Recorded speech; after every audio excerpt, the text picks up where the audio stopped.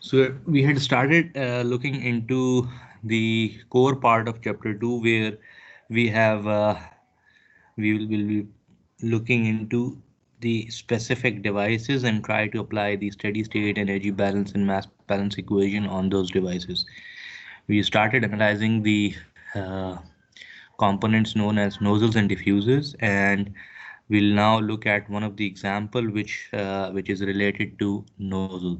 It says that steam, when I say steam, I'll highlight it because now you know which tables to use. Steam at 250 psi and 700 Fahrenheit steadily enters into a nozzle whose inlet area is 0.2 feet square. So the word steadily is important because you're now referring to steady state conditions. Steadily means you're referring to steady state conditions. 250 psi and 700 Fahrenheit and square 0.2 feet square area. This means that you will be using you're using English system, so you'll be using the tables which will have E at the end. So all the tables, the similar tables, but having an E at the end would be utilized in order to be consistent with the British or English system of units. The mass flow rate of the steam through the nozzle is given to be 10 pound mass per second, and steam leaves the nozzle at 200 psi with a velocity of 900 feet per second. It is further said that heat losses from the nozzle per unit mass of the steam are estimated to be 1.2 BTU per pound mass, that is British thermal unit per pound mass. Determine the inlet velocity and the exit temperature of the steam. Now, if you look at the equation that we had developed for nozzle, the energy balance equation, the equation was simply mass flow rate into H1 plus V1 square upon 2 is essentially equal to the mass flow rate multiplied by H2 plus V2 square upon 2. Mass flow rate, since there is one inlet and one outlet and the system is steady state, this would essentially cancel out. But in this equation, you have assumed that heat losses are essentially negligible. The work done is zero since there is no shaft or electrical work, and change in potential energy is essentially negligible. Now, if the statement gives you the heat losses in the form of 1.2 BTU per pound mass, you cannot use exactly the same equation. This means the heat losses, although very small, but they are having a value of 1.2 BTU per pound mass. So you have to incorporate this in this equation in order to use the equation correctly. This is one of the uh, corrections or one of the important points that you must note down. Now, moving on towards the determination of inlet velocity and the temperature of the steam, this is the schematic. The mass flow rate is given to you. The initial conditions, pressure and temperature, they are given to you. I normally differentiate pressure, temperature, enthalpy, specific volume, uh, and internal energy separately as they relate to the table. And area of the inlet is also given to you. Similarly, at the exit, one of the condition from the table is given to you, which is pressure. Other than that, the velocity of the fluid is also given to you. Moreover, the heat which is being lost by the system per unit mass is also being given to you.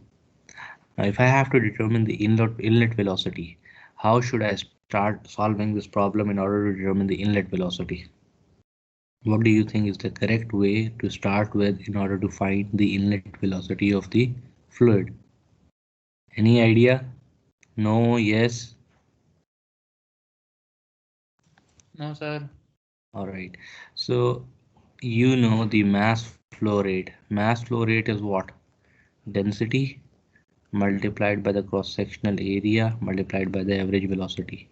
If you talk about the inlet, mass flow rate is given to you. This is given to you as 10 pound mass per second. The cross-sectional area, this is also given to you as 0.2 feet square. and the velocity at the inlet V1. This is what you need to determine, find out. The only thing left for critical for you is to find out the density, and density is essentially related to specific volume, as specific volume is 1 over density. Is there any way for steam, if I know the conditions of pressure and temperature, can I find out the specific volume? You have been using tables. Is there any way that I could use pressure and temperature to find out the specific volume for steam?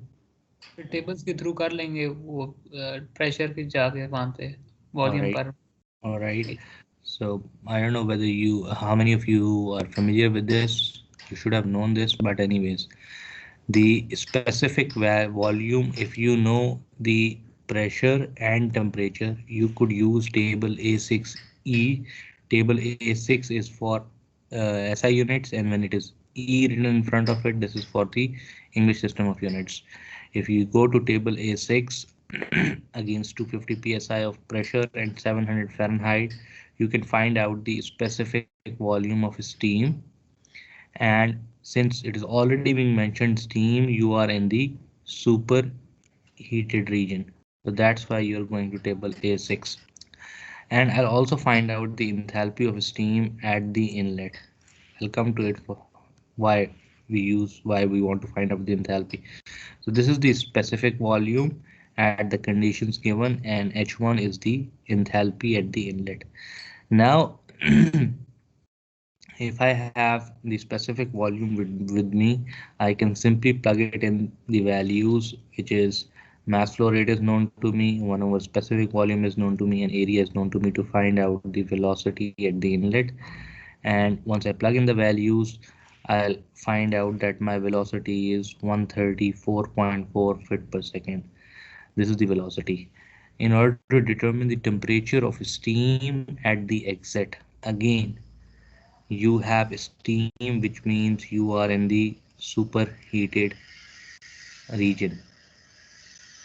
For that, you need to use table A6E. But the problem is you have only one property, pressure, known to you at the exit. You need to have one more property from the table in order to find out the temperature.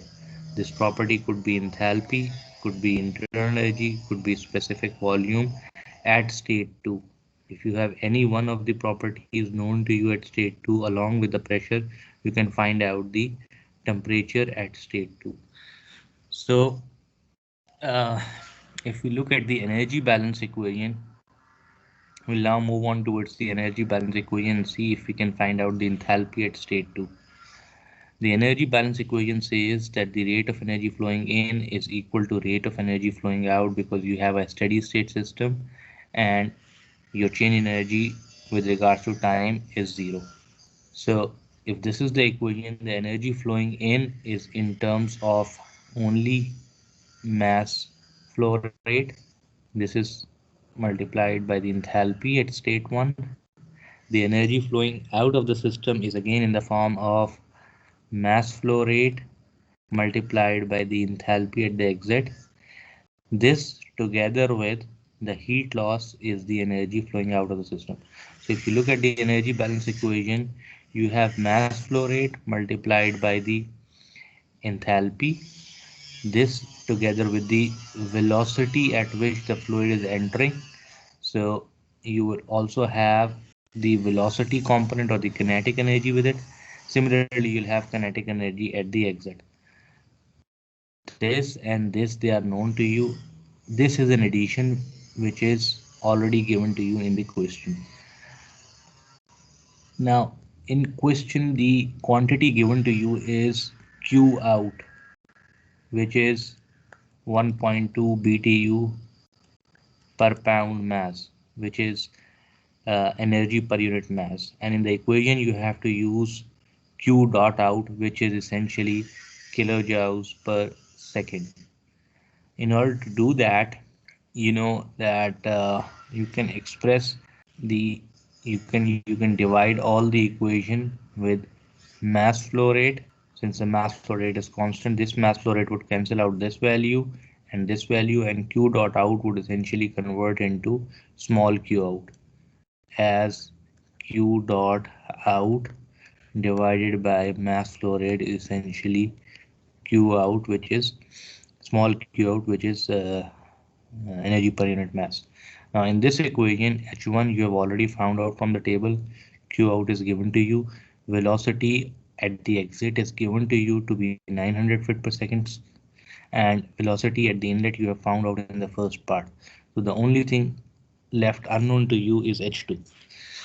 If you plug in the values of h2 in the equation, this is h2, this is energy per unit mass flowing out of the system in terms of heat, exit velocity, inlet velocity, and this is the conversion unit which converts pound mass feet per second square into BTU, since you are dealing with BTU per unit mass. And once you solve this equation, you will have the H2 value known to you, 1354.4 BTU per pound mass.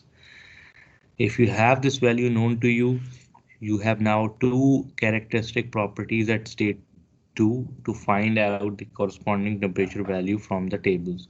That means pressure was already given to you, H2 you have found out from the energy balance equation, and now if you go to table A6E, since you are talking about superheated region, if you use these two values, you will be able to find out that the temperature at the exit is 662 Fahrenheit. Clear enough? Yes, sir. All right.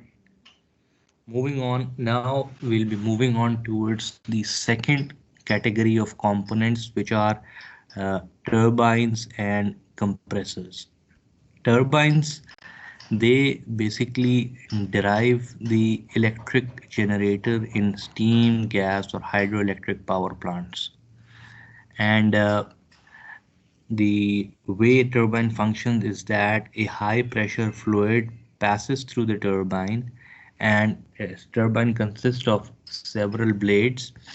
As the fluid comes in interaction with these blades, they transfer their pressure to the blades in such a way that the blades start rotating, and then there is a shaft attached to the turbine mounting which starts to rotate as the blade rotates. Since the blades are mounted on a shaft, as the blade starts to rotate, the shaft starts to rotate. As a result, the shaft produces, or the turbine produces, some work. This is basically the work out from the turbine. That is, turbine produces work, a system which produces work out. All right.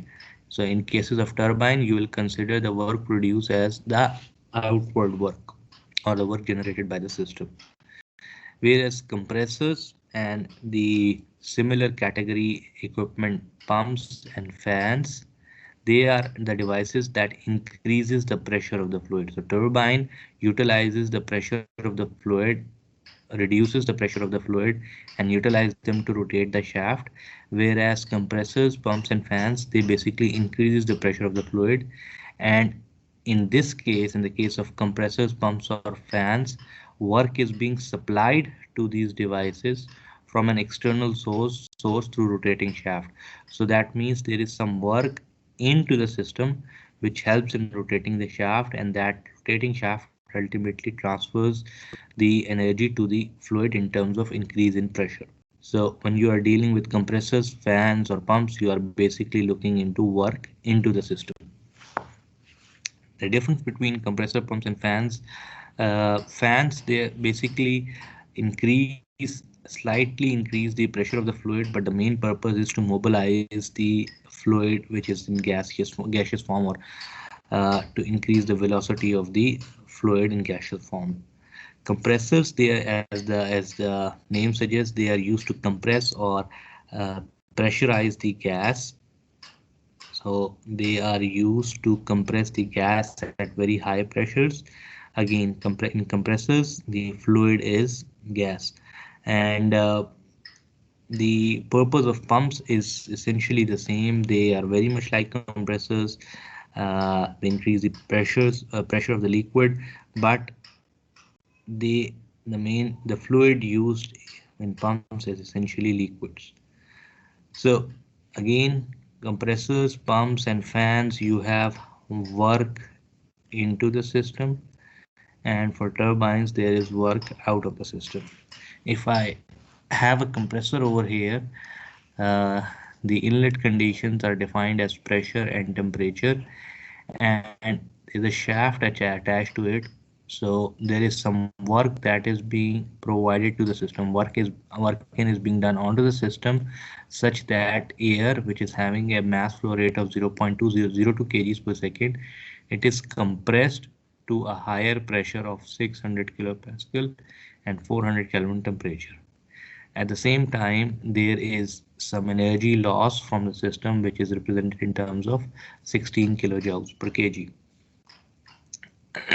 Now, if we look into the energy balance equation of this compressor, we would see that there is energy flowing into the system in terms of work in. This is the shaft work in.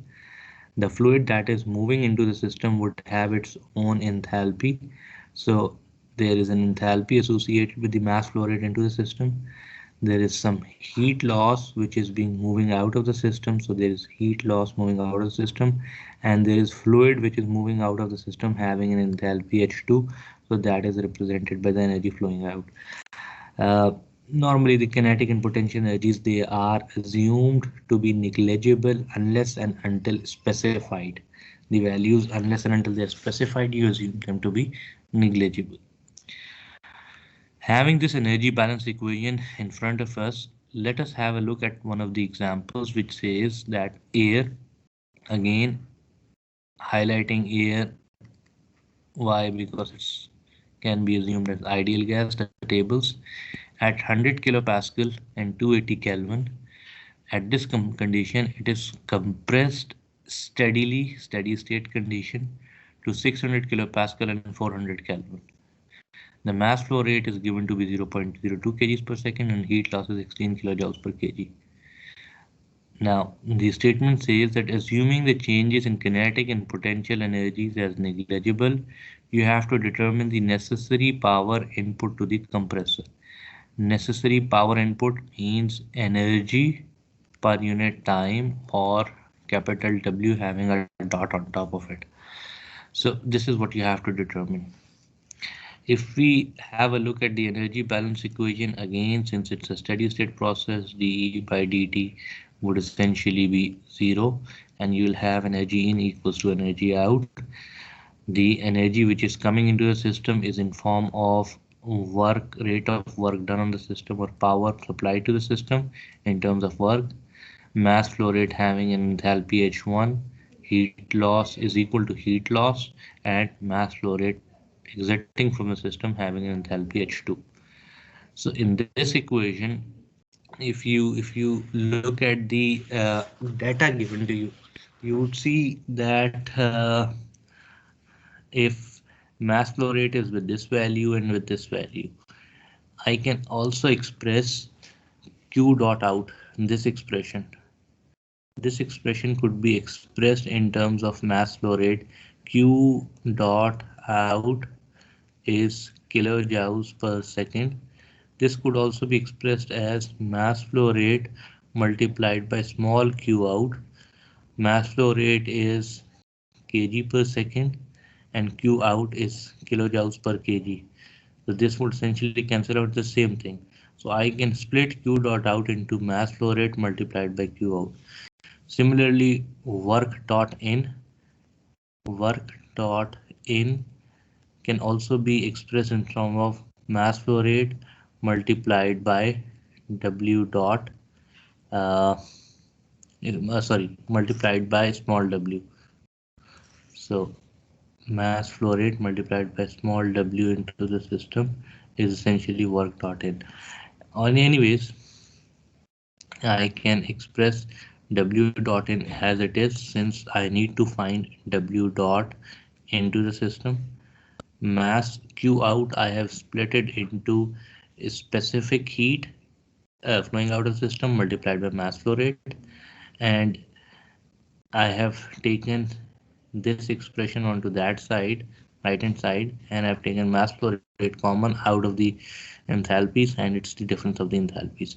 So mass flow rate, it is given to me as 0.202 kg per second. Q out is also given to me as 16 kilojoules per kg. So this value is known to me, this value is known to me, mass flow rate is known to me. The only thing unknown is H2 and H1. If I can somehow find H2 and H1, I can find out the power supplied to the system or the power input to the compressor. Is there any idea how we can find out the enthalpies for the two states? You have a quiz upcoming. Do you have any idea how to find out the enthalpies at two states? So A17 table से Sir, air table. table A17. Very good. So table A17 में आप किसके against देखेंगे? Air के against देखेंगे दोनों temperatures पर. Very good. You will not use the pressure because enthalpy is dependent for an ideal gas. Enthalpy is dependent upon the temperature. For table A17, H1 value at 280 Kelvin.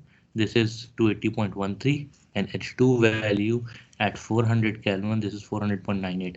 You just simply have to plug in the values and you would have the work in supplied to the system as 2.74 kilowatts. Clear enough? Yes, sir. All right, let us look at another example where you have the adiabatic steam turbine. The power output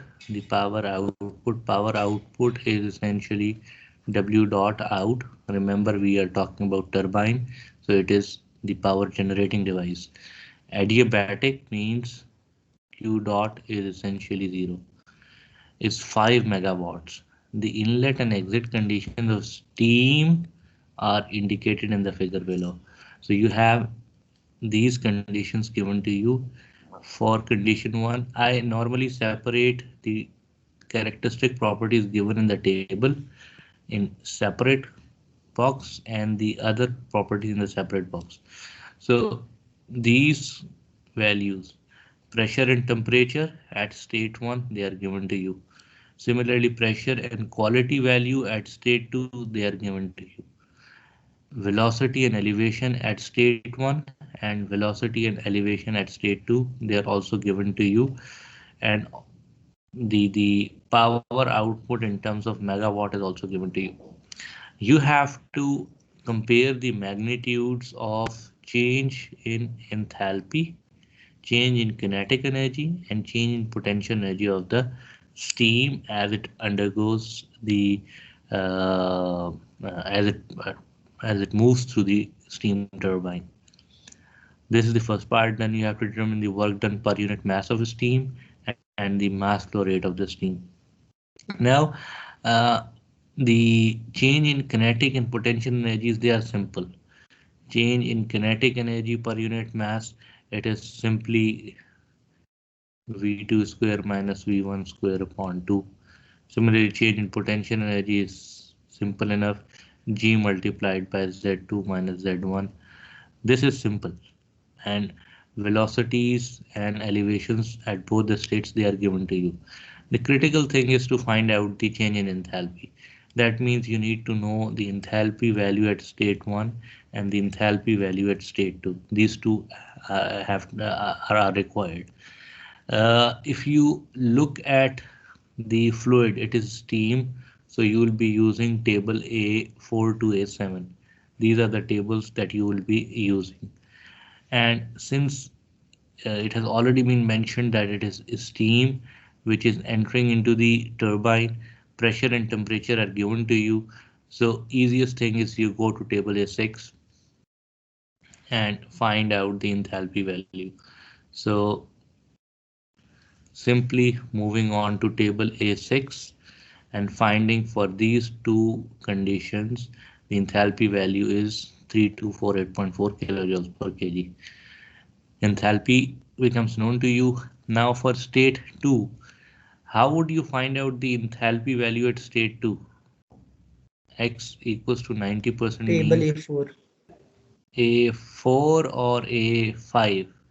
A4, sir. If You have the saturated liquid mixture at 15 kilopascal Yes, sir. So pressure. A5 है, sir. All right. So at 15 kilopascal pressure, you will go to table A5, find out the value of HF and HG. HF and HG. If you know the value of HF and HG, H2 is simple. It is simply HF at 15 kilopascal plus the quality value, which is 0.9, multiplied by Hg minus Hf or HFG. This would give you the enthalpy value at state 2. Now it's simply the difference of enthalpies, kinetic energies and potential energies. So the H2 minus H1 is this much value minus 887. Change in kinetic energy is 14.95. Remember that you have to divide by 1000 in order to convert into kilojoules. And potential energy, again, it comes out to be 0.04. So if you remember, we normally assume kinetic energy, change in kinetic energy and change in potential energy as almost equal to zero or negligible in turbines and compressors. This is the reason. You see the change in enthalpy is drastic, while the change in kinetic energy and potential energies, it is almost negligible. So having this in mind, uh, but since the kinetic and potential energies are given to you, you can find out the respective changes in the energies. Determine the work done per unit mass of steam flowing through the turbine. So in order to determine the work done per unit mass, you have to apply the energy balance equation. E in minus E out equals to change in energy of the system. E in is equals to E out, as it's a steady state process. Now you have mass flowing into the system and all three energies are associated with it: enthalpy, kinetic energy, potential energy. Similarly, mass flowing out of the system, all three energies associated with energy: enthalpy, kinetic energy and potential energy. This is an adiabatic steam turbine, so Q dot is 0.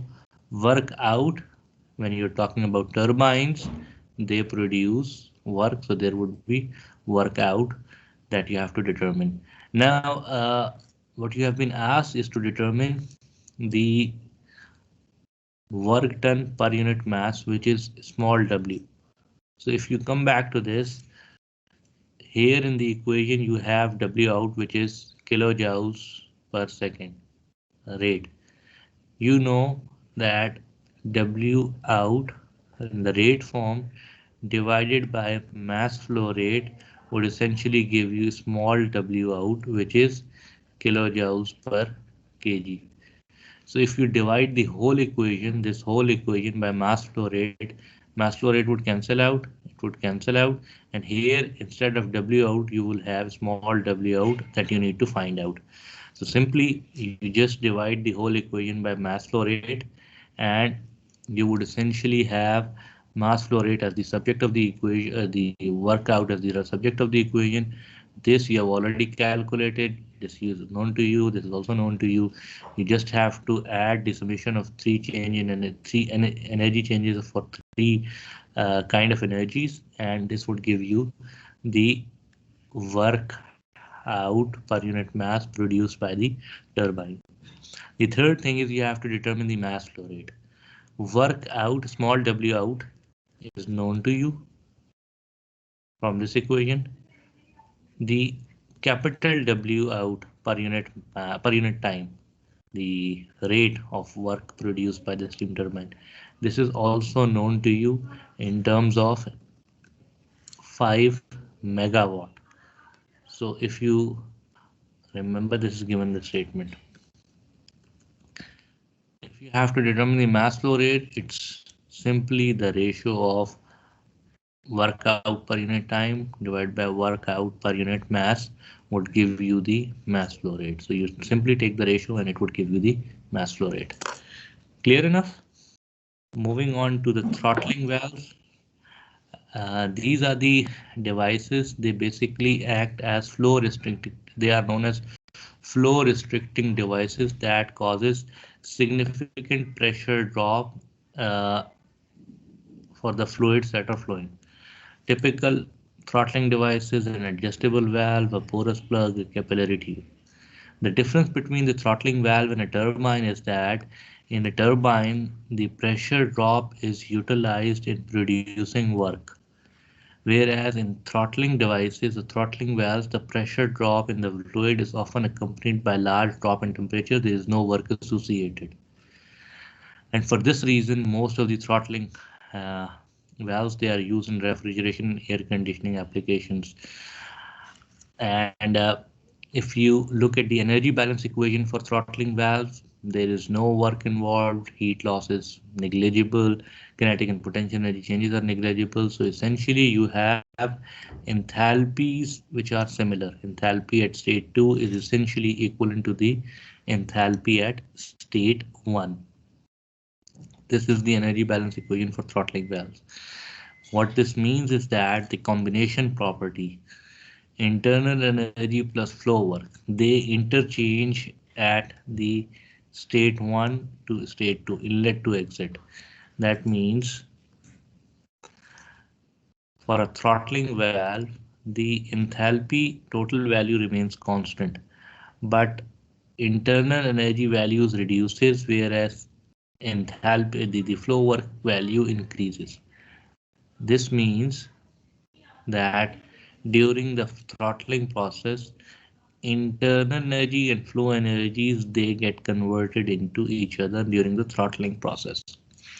As for the ideal gas, you know that enthalpy is a function of temperature. So if the enthalpy remains constant, H2 is equivalent to H1, the temperature essentially remains constant in the throttling process for an ideal gas. Let us have a look at the example which says a refrigerant R134A.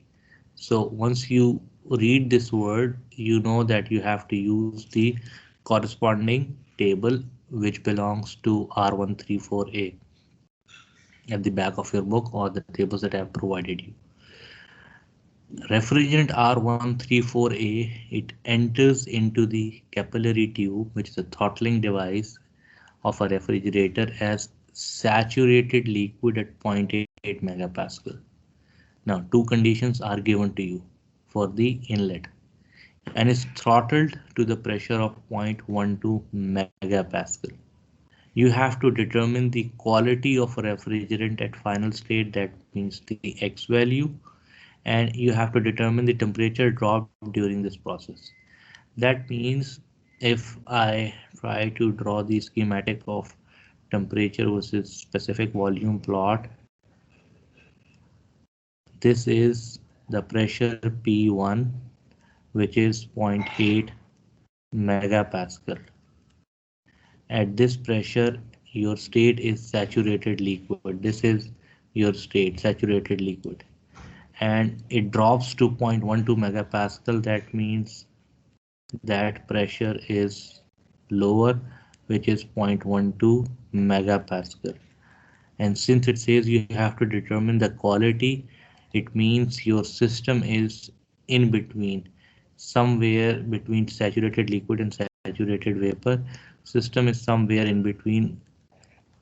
So I don't know exactly which point, but somewhere in between that the two saturated states. If I have to determine the temperature drop, I need to find out the temperature at state 1 and temperature at state 2. So if I go to the R134 table and I say that pressure is 0.8 megapascals and it is saturated liquid, my temperature would essentially be T saturation for state 1 or for the inlet. So I'll simply go to the pressure table. If this is my pressure, my saturation pressure temperature is 31.31. So this is the temperature corresponding to my first state. I would also note down the value of saturated liquid HF value. HF is 95.47. So I know the value of H1 and T1 from the table A12, which is for saturated refrigerant R134A. Now, in order to determine for, these are the values I have noted down. In order to determine the values for state 2, I know my pressure is 112 megapascal and the enthalpy is same as that of state 1, which is 95.47. Temperature, since I am in the mixed region, temperature at this state T2 would be again the saturation pressure at 0.12 megapascal, since I am in the central isothermal region. So at 120 kilopascal or 0.12 megapascal, this is the temperature, minus 22.32. This I can find out. H1 I know. I have to determine the quality value. So if you have to determine the quality value for this condition, you will note down the HF value and HG value.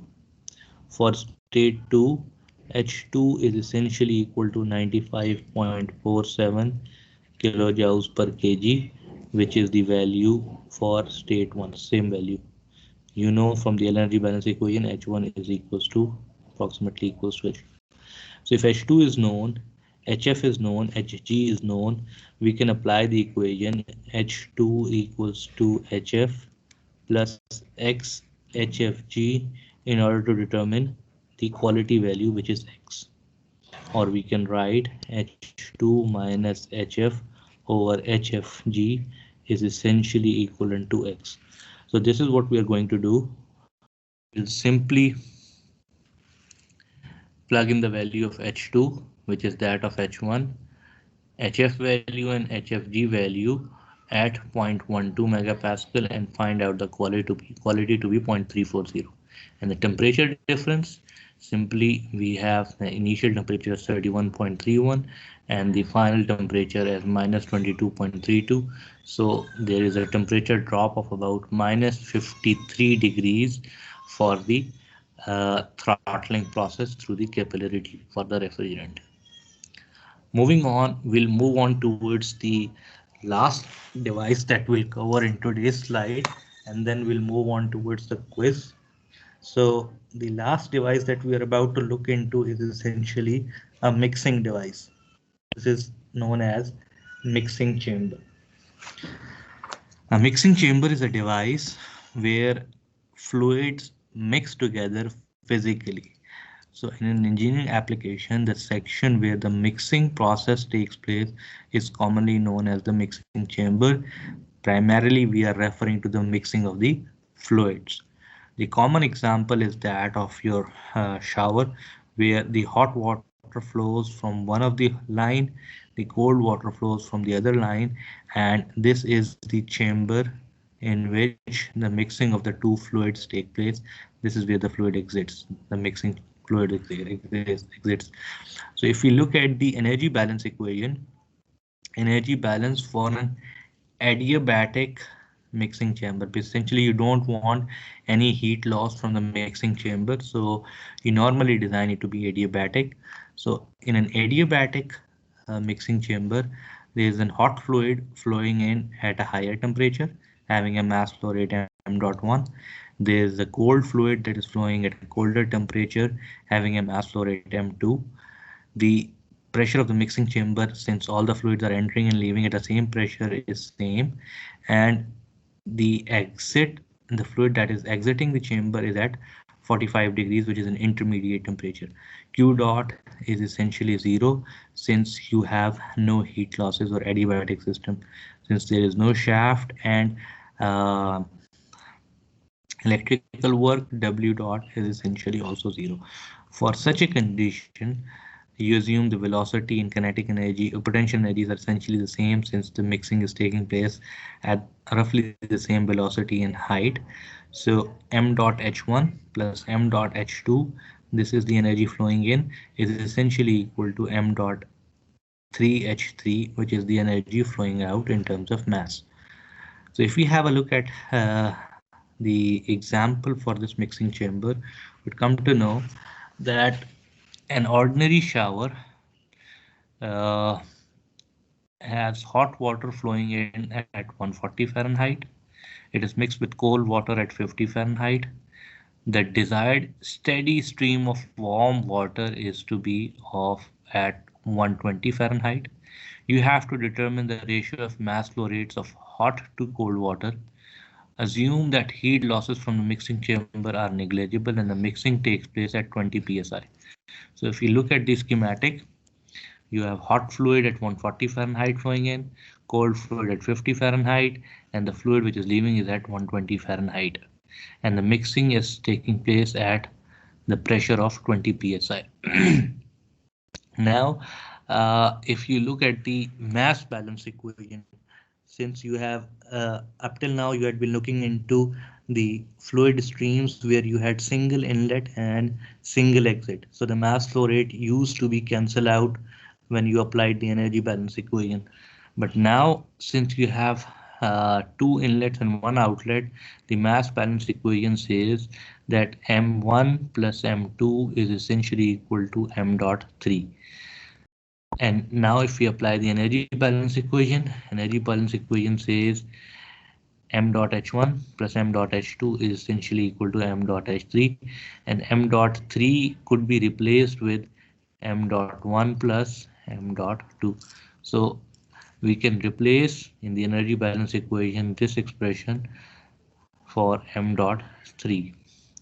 Now, the essential point over here is that you have to determine the ratio of mass flow rate of hot to cold water. So M dot 1 at higher temperature, M dot 1 at higher temperature divided by M dot 2 at cold temperature. This is essentially defined by variable y. The ratio of the two is defined by the variable y. This is what you have to determine. Y is what you have to determine.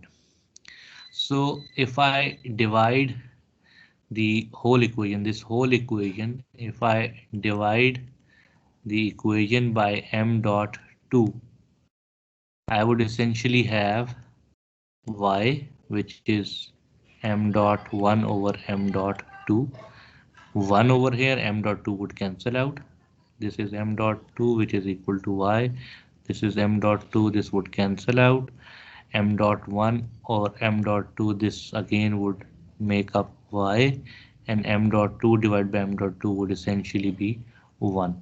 So you have yH1 plus H2 equals to y1 plus H3 multiplied by H3. So in this equation you have to determine y. H1, H2, H3, if you can somehow find out these enthalpies, you can determine the ratio of hot to cold water. All right.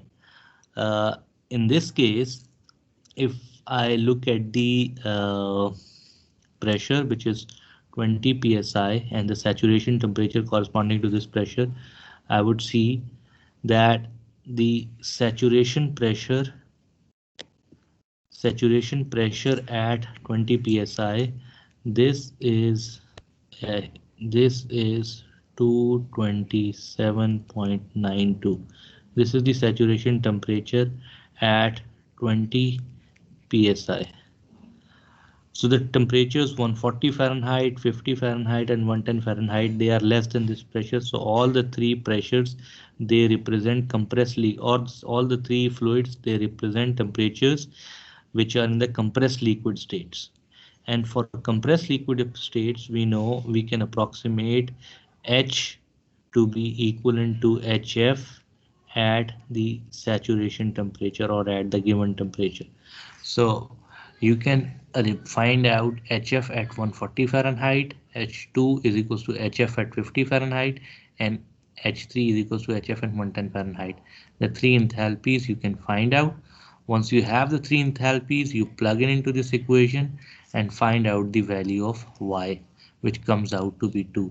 So you need to have twice the mass flow rate for hot water as compared to cold water in order to have the mass of the temperature of warm water to be at 130 Fahrenheit. Clear? So I'll stop over here.